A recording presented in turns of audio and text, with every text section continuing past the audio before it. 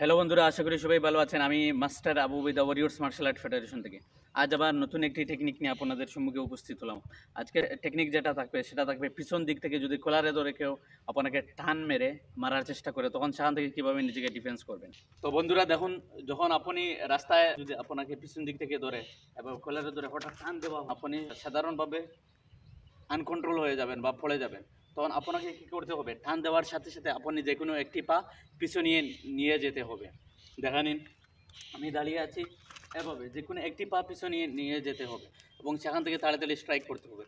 এখন আপনাদেরকে লাস্ট পর্যন্ত দেখাচ্ছি, স্টেপ বাই স্টেপ দেখে নিন।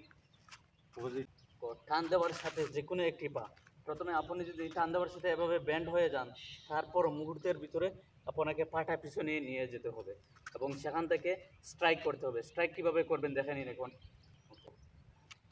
ওয়ান, এবং সেখান থেকে আপনারা দেখতে পাচ্ছেন আমার এলবো দিয়ে চেস্টে স্ট্রাইক করতে পারবেন বা ফেসে স্ট্রাইক করতে পারবেন।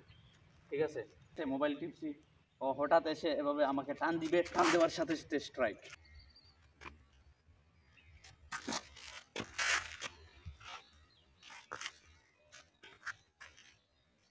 বন্ধুরা, আশা করি আজকের আমাদের ভিডিওটি ভালো লেগেছে। যদি ভালো লেগে থাকে তাহলে ভিডিওটিকে লাইক করবেন।